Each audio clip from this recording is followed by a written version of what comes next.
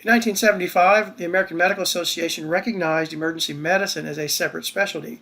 This was important not only for physicians, but also for the growing, the infant emergency medical services profession, because it recognized emergency medicine as a specialty. We began having physicians trained in emergency medicine. And so these early physicians would become the future leaders of the pre-hospital environment.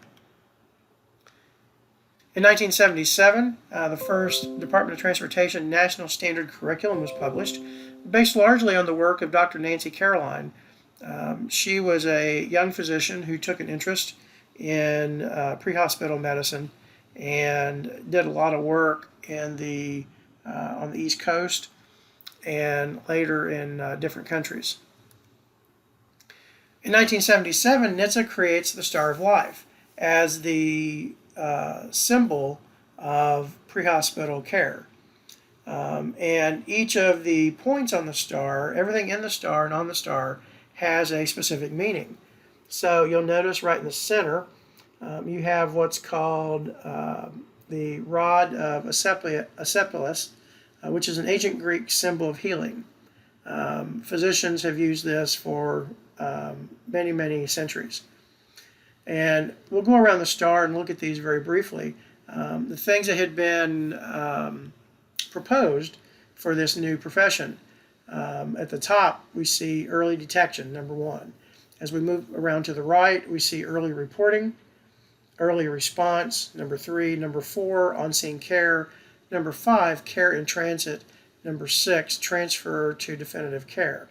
So it was very important, going back to number one, it was very important that first there be early detection, and this would eventually grow into vehicles as well as the technology becomes available later, much later, decades later. The technology becomes available, for example, for OnStar, which is early detection. But there was also things put in place in the 1970s for early detection, and then with number two, early reporting, and this all fed into the 911 system being created. There was early response, again with the creation of the 911 system, having people trained and ready to respond to these motor vehicle accidents. Number four, on-scene care. At the time, any type of ambulance that was out there was mostly provided by funeral homes. And it was not uncommon for a funeral director to take the hearse, load the patient on their cot. Funeral vehicles were used because they had a method for loading a person into the back of a vehicle. So it was not uncommon for this one funeral director to go out, pick up someone who had been injured, put them on their gurney, put them in the back of their vehicle, and then drive them to the hospital, again with no care in the back. So this new creation of EMS envisioned on-scene care as well as care in transit, and then also transfer to definitive care, which dealt with a lot with the hospitals. Many hospitals were not designed to handle definitive care, just as many aren't today, but it was even worse back in the 70s. So this whole system had been envisioned to help people in their time of need.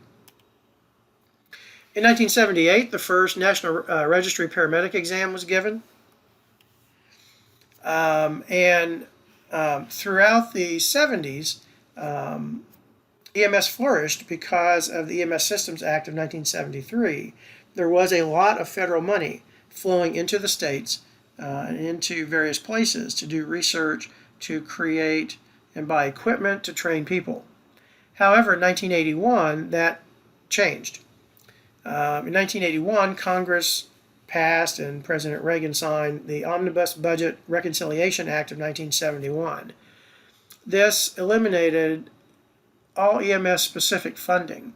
So since 1973 to this present point, there was EMS specific funding. So funding was given to states, for example, to train EMTs and to train paramedics. Funding was given to states to buy ambulances. Funding was given to states to buy equipment. And funding was given to colleges and universities to do research on different things. In 1981, that all changed, and that funding began going to states in the form of block grant funding, which meant the states could use it for anything they wanted, virtually anything they wanted to. So as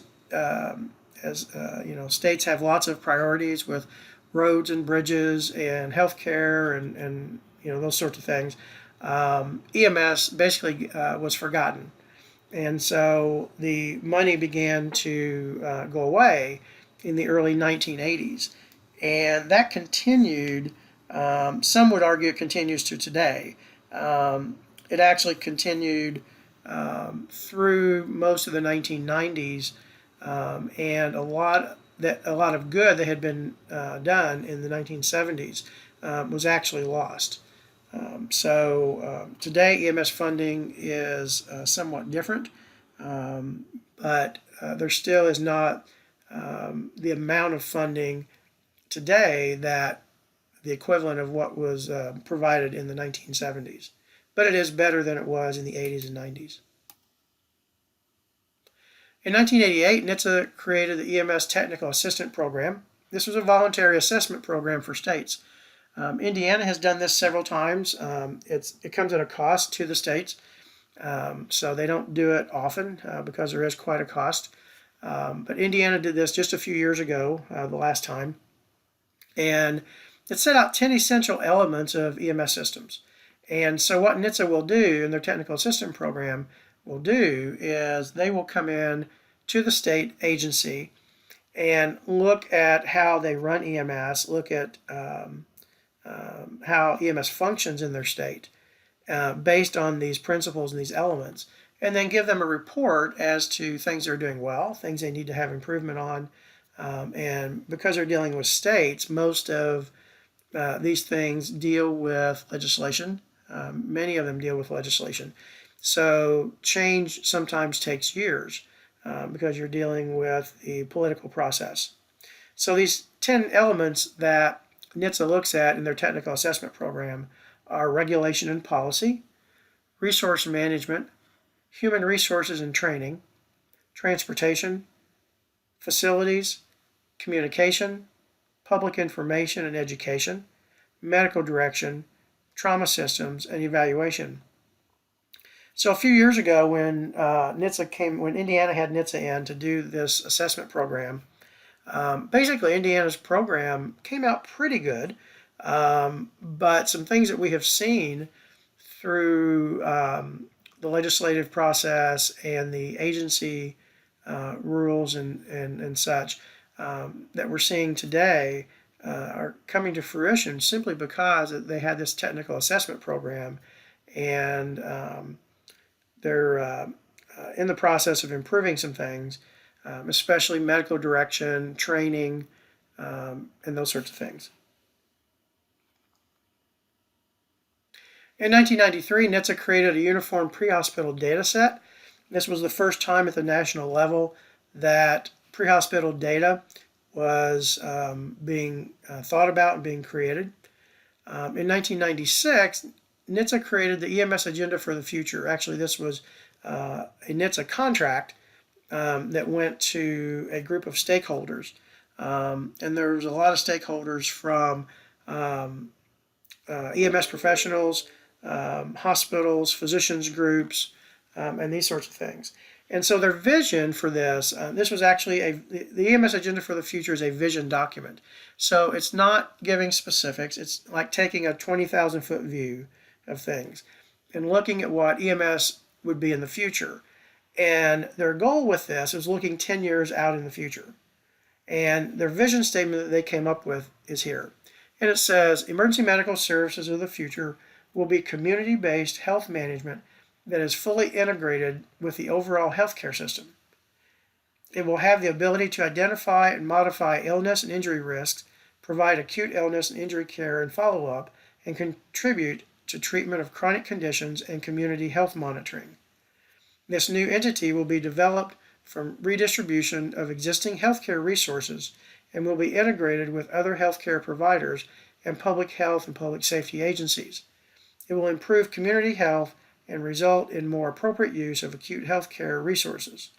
EMS will remain the public's emergency medical safety net. So this was the vision that was created with the EMS Agenda for the Future.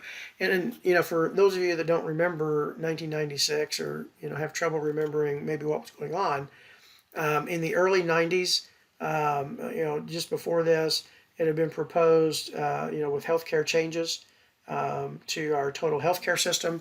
And these things that was being proposed were fairly revolutionary with integration into the healthcare system, community health monitoring, treatment of chronic conditions.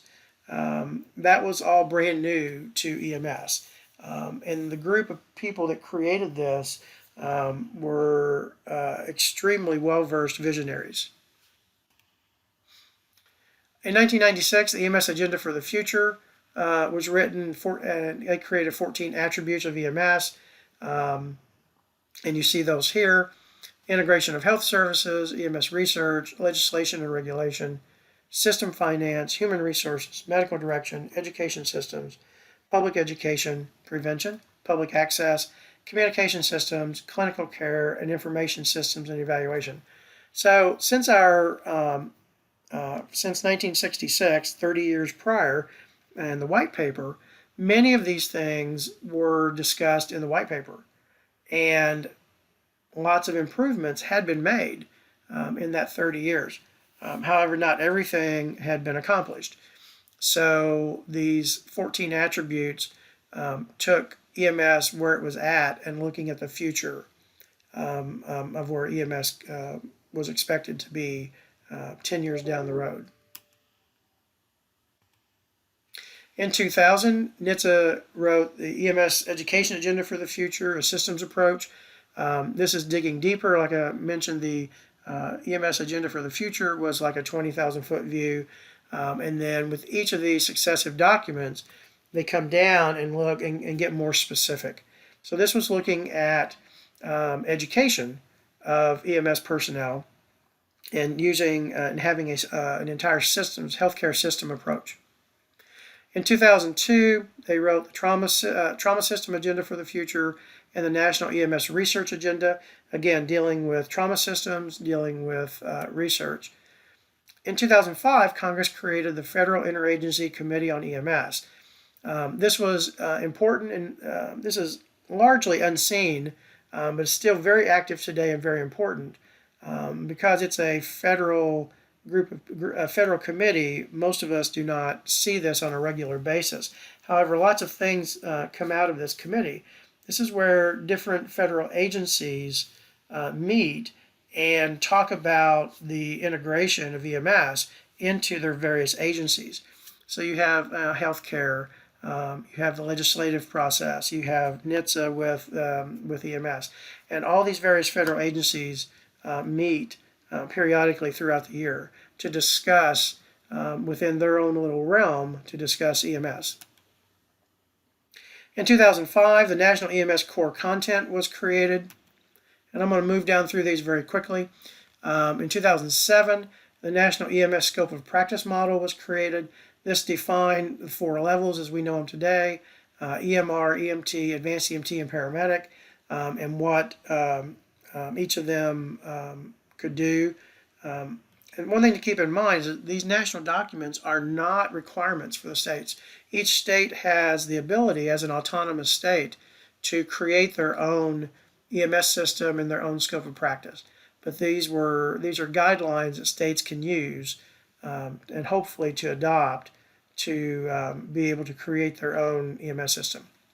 In 2009, the National EMS Education Standards were published for the first time, which is what we are still currently using. However, as you'll see here in just a minute, the education standards are currently under revision. In 2018, the National Scope of Practice Model was updated. This updated the 2007 Scope of Practice Model. In 2019, the EMS Agenda 2050 was created. This was a revision of the EMS Agenda for the future. And instead of just looking 10 years out, they're looking out to 2050. And what will EMS be at that point? In 2019-2020, the EMS education standards are being updated. The first draft was available for public comment last year in 2019, and this year in 2020, they're scheduled to be completed late in the year. All of this information can be found, these documents can all be found at ems.gov, which is the website and the clearinghouse for everything EMS at the federal government level. So real briefly, looking at EMS Agenda 2050, it's a people-centered vision. And again, this is a vision document. They're looking at, this vision looked at 6 attributes or 6 areas. And number one, they're not numbered, but I'll start up with adaptable and innovative. And so the system, what they're saying with this is the system should be adaptable as things change, and innovative, where we can create new things as new technologies evolve and as our society changes. It should be inherently safe and effective. It should be integrated and seamless, meaning with the whole healthcare system. It should be reliable and prepared. That restatement, that the reliability, meaning somebody should be there all the time when somebody needs assistance, that somebody should be there, but they should also be prepared. So that's going to deal with training eventually. It should be socially equitable. We know that minorities are, there are disparities in healthcare in general, but also there's research to show that there are ethnic disparities as well in EMS care. So this vision talks about EMS should be socially equitable, and it should be sustainable and efficient, which deals with the costs and the expenses of providing EMS, that it needs to be something sustainable and as efficient as possible.